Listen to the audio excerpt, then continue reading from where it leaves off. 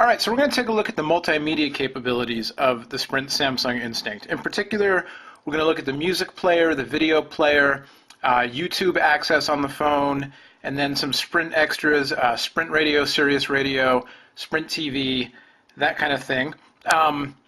Real quick, just to say my impressions of multimedia on the Instinct now that I've had it for a few days. It's quite good. It's not amazing. That is, it's not head and shoulders above any other top quality multimedia phone out there, and it's not as good as iPhone when it comes to just the user experience of flicking through your music and listening to music, watching videos, that kind of thing. That being said, it's still quite good. It works with the Sprint Music Store. You can load MP4, MPEG-4 format videos onto it, or you can stream stuff from Sprint TV, from YouTube. The camera is kind of, it's an average cell phone camera, to be honest. It's 2 megapixel. This is the camera mode. You can see there's not a whole lot to it. There aren't a lot of adjustment settings. You can switch to camcorder mode. Pictures come out fine. They're not great, but they're not that bad for a cell phone camera. You look on the back, there's no flash, there's no autofocus either. It's point and shoot. There's a self-portrait mirror. I would have liked to have seen a flash. Camera features are pretty good. You can transfer via Bluetooth. You can go to slideshow mode. You can send your messages. So I'm going to pick a photo there, excuse me, and you can send them in a message to an email or a phone number.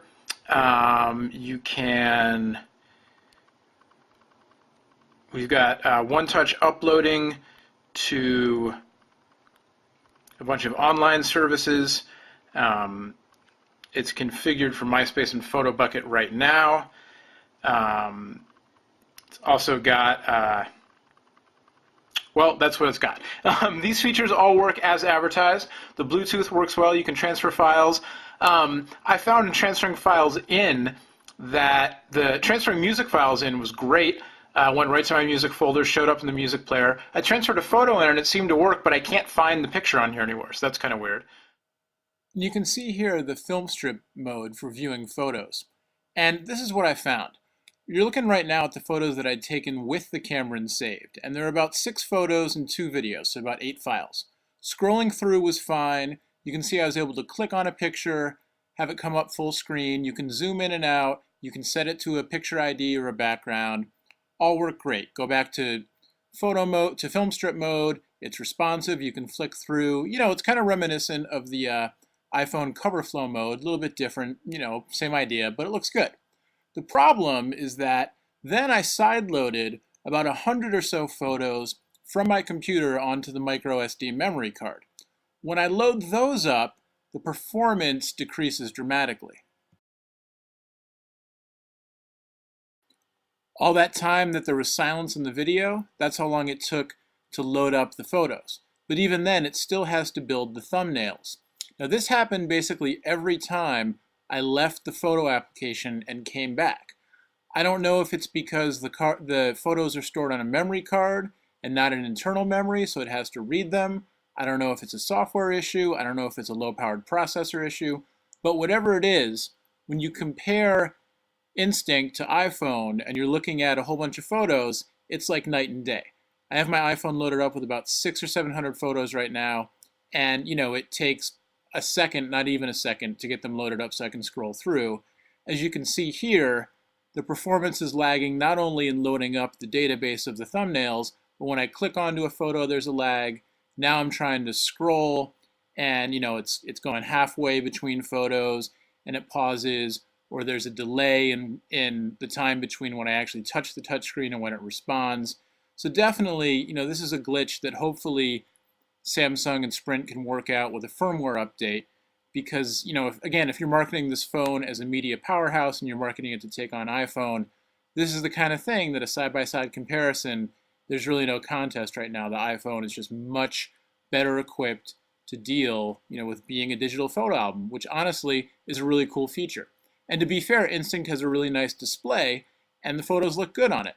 So, the hardware, the software, the load time, all that should really be up to snuff to take advantage of the display. Again, as you can see here, going back and loading up the thumbnail database, it just takes too long. It's frustrating. All right, and here's a look at the camcorder mode. I'm going to load up a video that I shot on the Instinct, saved in the camera memory. And the quality, honestly, the quality is pretty good, a little above average, I think, for a cell phone camcorder. It's not a Nokia N95. You're not getting, VGA quality, but definitely better than your average run-of-the-mill throwaway video. There's no zoom, no flash, anything like that. You can see I'm moving and walking around the room there. That wasn't a zoom on the camera. But, definitely you can use it to catch those once-in-a-lifetime videos and upload them to YouTube. I'm going to go now to the video player. So I side-loaded a video onto the memory card. And yeah, there's a lag opening up the video player now, which is definitely a little bit annoying. I've had a few crashes since I've had the phone. It hasn't frozen up completely, but I've had a few apps crash on me. We're going to go to My Videos, side-loaded. So I loaded up a few different types of videos. It takes MPEG-4s only, and apparently there are some codec restrictions. I tried to put on this episode of Arrested Development that I have, and it won't play. It starts to load, and then it kind of freaks out, and it takes me back. So this one's unsupported right now. But then I had this MPEG-4 video that I shot on my camcorder a while ago, actually at the Instinct launch at CTIA. And that quality is pretty good. That's actually, it was a low light, kind of funky lighting at this event. And there's a little glare on the screen here from my camcorder, sorry, but hopefully you can see it. I'm pretty happy with the way videos look on the widescreen here if they're side-loaded. So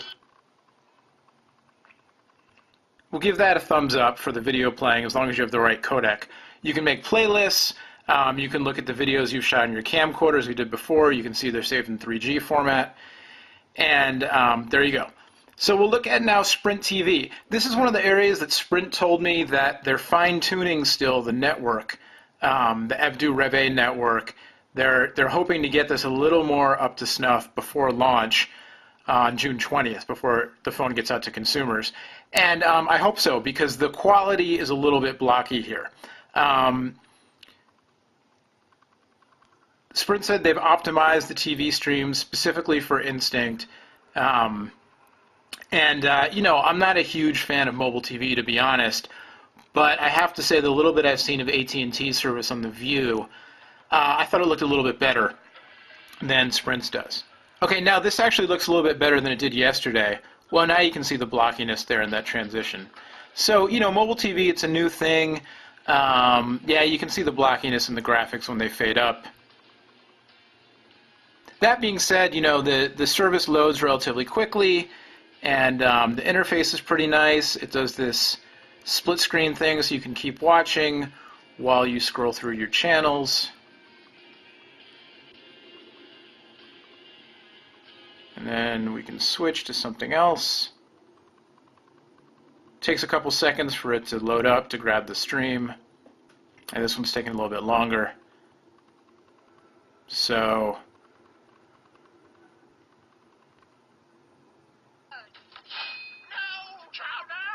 there's Cartoon Network. And you can listen through headphones as well, obviously.